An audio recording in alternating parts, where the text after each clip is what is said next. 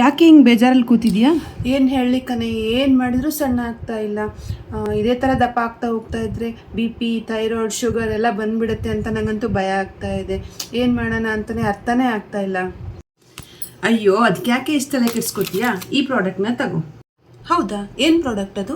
ಈ ಸ್ವಸ್ಥ malt powder ನಿಮಗೆ ವೆಯ್ಟ್ ಲಾಸ್ಗೆ ಹೆಲ್ಪ್ ಆಗುತ್ತೆ. ಹಾಗೆ thyroid, BP, cholesterol, cancer prevention ಈ ಥರದ್ದು ಎಲ್ಲ ಥರದ್ರಲ್ಲೂ ಹೆಲ್ಪ್ ಆಗುತ್ತೆ.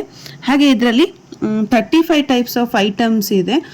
ಇದರಲ್ಲಿ ಸನ್ಫ್ಲವರ್ ಸೀಡ್ಸ್ ಆಗಿರ್ಬೋದು, ಅಪ್ರಿಕಾಟ್ ಸೀಡ್ಸ್ ಆಗಿರ್ಬೋದು, ಇವನ್ ರಾಗಿ, ಹಾಗೆ ಎಲ್ಲ ಥರದ ಸಿರಿಧಾನ್ಯಗಳನ್ನು ಕೂಡ ಯೂಸ್ ಮಾಡಿದ್ದಾರೆ. ಇದನ್ನ 2 ಇಯರ್ಸ್ ಆಗೋ ಮಕ್ಕಳಿಗೆ ಆರಾಮಾಗಿ ಕೊಡ್ಬೋದು. 2 ಇಯರ್ಸ್ಗಿಂತ ಕಮ್ಮಿ ಇರೋ ಮಕ್ಕಳಿಗೆ ಕೊಡಲ್ಲ, ಯಾಕಂದರೆ ಸ್ವಲ್ಪ ಡೈಜೆಷನ್ ಪ್ರಾಬ್ಲಮ್ ಆಗ್ಬೋದು ಅಂತ. ಇದನ್ನ ಯಾರು ಬೇಕಾದರೂ ತಗೋಬೋದು. ತುಂಬಾ ಹೆಲ್ದಿ ಆಗಿರುತ್ತೆ. ಇವನ್ ನಿಮಗೆ ಸುಸ್ತಾಗ್ತಾ ಇದ್ರೂ ಕೂಡ ಬೇಗ ನಿವಾರಣೆ ಆಗುತ್ತೆ. ತುಂಬ ಒಳ್ಳೆ ಪ್ರಾಡಕ್ಟ್ ಅಂತಲೇ ಹೇಳ್ಬೋದು. ಇದನ್ನ ಯಾವ ಥರ ಮಾಡಬೇಕು ಅಂತ ಕೂಡ ಇಲ್ಲಿ ಹೇಳಿದ್ದಾರೆ. ಹೌದಾ? ತುಂಬ ಇಂಟ್ರೆಸ್ಟಿಂಗ್ ಆಗಿದೆ.